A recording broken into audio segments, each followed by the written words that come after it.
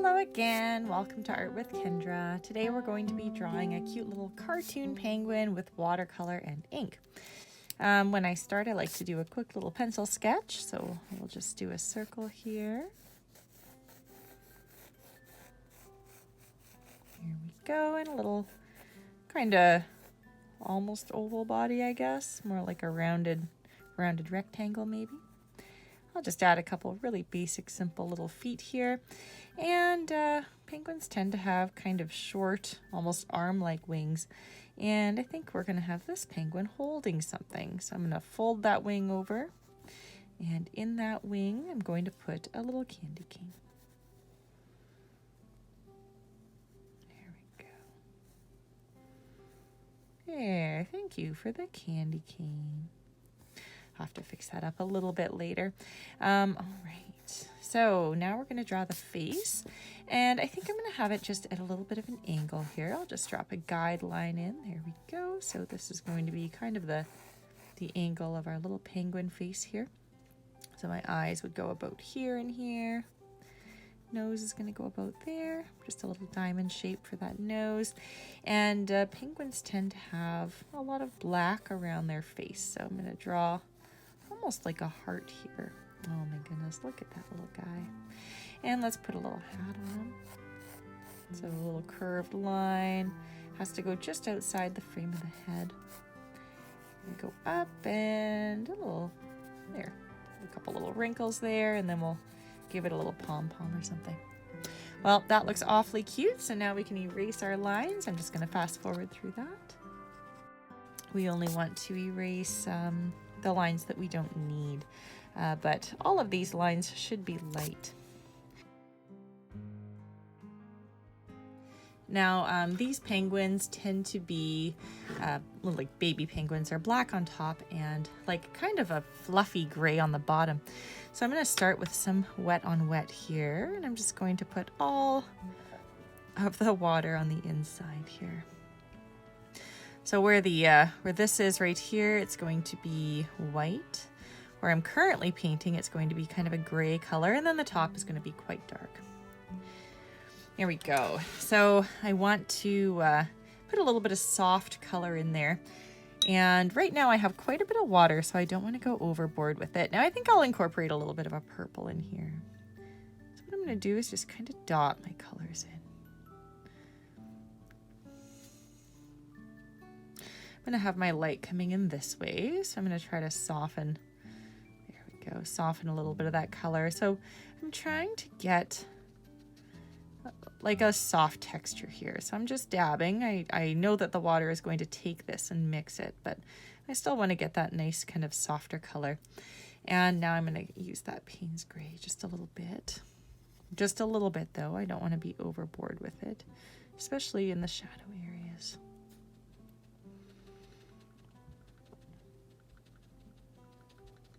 So the shadow areas are going to be around the right side because our water is coming in left. Looks like I might have got a bit of brown in that paint there.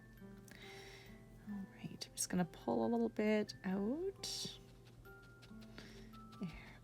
Just, because of that brown, I'm going to add a little bit more purple, maybe even a little bit more Payne's Gray here. Oops, that's a bit too much. It's all right. Just kind of pull it out. All right, that's starting to feel pretty good. A little bit in there. All right. So just a nice light amount of Payne's Gray. All right, so now I'm adding in the black. This is actually Payne's Gray, not black, but if you only have black, black is fine.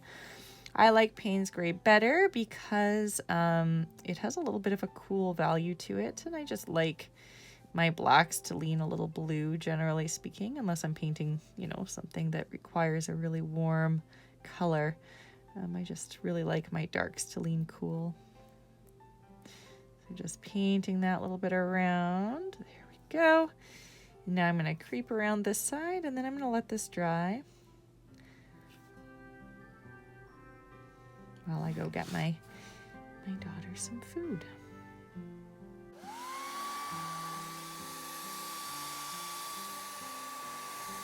Okay, so we're back. My penguin is dry now. At least I'm pretty sure it's dry. Yep. So what we are going to do is work on our next layers. So we needed that one to dry before we worked on the other ones. I am going to add maybe just a hint of blue to the face. So I don't want too much water here because I don't want to reactivate the dark paint in the top here. So I'm just going to add like barely any blue here. And I'm just dabbing it in. It's very watered down. And the reason I'm doing that is just so that we can tell our light story there. I added a little bit of that purple in, like so little though. It's very subtle. Just so we can tell a little bit of that lighting story. And when this dries, it'll likely be a little bit lighter than you're seeing it here. So now I'm going to move into the hat. Now I'm going to add just a thin amount of water here. I don't really need the water beforehand, but I do want my paint to have a smooth edge to it now. I kind of made a mistake here. I should have done this before the face. So I need to be careful not to get the red too close to the black. So I'm going to start here and I'm just going to lay it in. So because the paint is wet, we're going to get a lot of movement here. So I'm focusing here on the shadow side. I'm going to wrap this around back very carefully. Should have probably done the hat before the black, trying not to touch too much. The paint will reactivate because it's so thick there. Going in here, a little bit of a point to the hat, a little wrinkle here. There we go, I like that. All right, so then I'm going to come on the other side. You can see my paint isn't moving anymore, so that means that my paper's dry, which is fine. But I don't want a hard edge. I do want to highlight, so I'm just going to kind of get my brush a little bit damp here. And I'm going to soften that edge, just like that. Soften that edge. And I'll kind of pull this over. There we go. So now I have a little bit of a soft highlight there. And since the paint is still relatively wet, I think I'll go in with just a slightly deeper value here. So I've added a little purple to my red color. Just in these shadow areas. I want to really lean into that. So just adding a little bit of that shadow color. And I might pull a little out here. I might pull a little bit out here. I have these interesting little wrinkles that I want to lean into a bit. So you can pull paint out by cleaning your brush and just kind of going back and pulling out paint. You need your brush to be a little bit wet, but not super wet. Oh, looks like my brush lost a hair. Yeah, you know what? I'm going to leave that. I'm going to leave that. I don't want to fuss with this too much. And again, I will be adding that outline eventually. So any little gaps that I have here, I can kind of hide those. I'm going to go through and just try to give this a little bit of a shadow around the base. There we go. A little more pigment here, I think. Just really want this shadow to feel nice. Okay, so I have that hat looking really good, the body's looking good. Face, I believe, is dry, so I can add in the beak. Now, beak is actually going to be, I mean, if in real life, the beak would be gray, but we're gonna add a little orange beak here. Not too many people know that. Maybe some kinds of penguins have little orange beaks. I don't know. The ones I've seen have little black beaks. I'm going to just give a little bit more orange here. It's almost too pigmented. Maybe I'll add a little bit more yellow. See, I'm really doing a lot of blending on the spot here, but all of that is fine. Okay, when I paint, I'm just always like little bits here and there. But that's how I like to do it. All right. I would like to add something to this little pom-pom thingy going on the top of the hat, but I don't really know what I want up there. I might just leave it white. And if I do leave it white, I'll just add a little bit of blue. Yeah, I'll just use some blue for shadow here. So I'm just going to add a little bit of shadowy kind of colors in here. But there, that'll be fine. That'll turn into a pom-pom at some point. And now for that candy cane. So the candy cane, I'm probably going to have to switch brushes. This one's just a little too big. I'm going to focus on the stripes, and I'm just going to let the pen outline do everything else. So I'm going to go in with that same kind of color that I used for the hat. I think that'll be nice here. And I'm just going to go ahead and stripe, stripe, stripe, stripe, stripe, stripe, stripe. I think that looks pretty nice. So why don't we add just a hint of snow here. So when I'm doing my snow, I'm gonna add a little bit of water, kind of using the belly of the brush for the water. So I'm being a little fast with it. Ooh, I got close to that candy cane there. That was Danger Town. All right, I'm gonna go in with that bluish purple. So a little bit of blue, a little bit of purple here. Just kind of throw in just a hint of snow. It's a little more aggressive than the snow I normally do, but that's okay. Just pick up a little bit of this. You can see the belly of the brush gives a really nice texture, eh? So that's why I like to kind of go in with a little less water here. And right around where my penguin is, I would like to add a shadow. So I'm just going to get a nice saturated kind of purpley color here. And I'll just drop in a little shadow here. Right, we're going to tell the story about where our light is coming from. So we have that shadow going out like that. I'll just clean up the edge a bit. There, that looks pretty good. Once that dries, we will be ready for the ink outline. So what I'll say is you could definitely blow dry this. It's not overly wet. When paintings are too wet, I don't like to blow dry them. But something like this, I think you can get away with it. I'm just gonna add a little bit of that purple in here. Just a few other places. There we go, beautiful. All right, time to blow dry.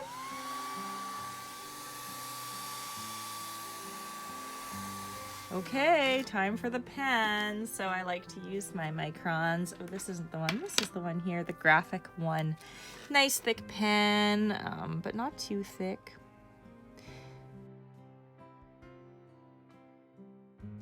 Definitely gonna give myself those little cutie eyes there.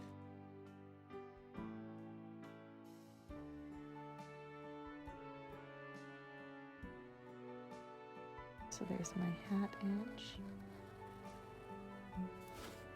And a little bit of a wrinkle there. Trying to tell that story of the wrinkles on the hat. Following my watercolor as much as I can. There we go. And these adorable little wing arms here. I love painting birds, but I do actually paint quite a bit of penguins. Usually they're more realistic. I actually have a YouTube video of a more realistic baby penguin if anyone would like to check that one out. You can go to my watercolor section in my YouTube channel and you should be able to find it pretty easily.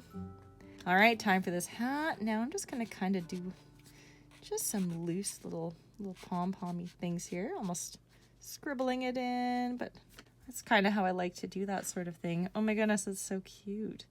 So we could do a little bit of texture, but I don't know. I don't know if I want to. I think I'm just going to give it my little signature here. Maybe I'll increase the line here. Yeah, that might be done. I am going to add just a little bit of something here. I'm going to go like this.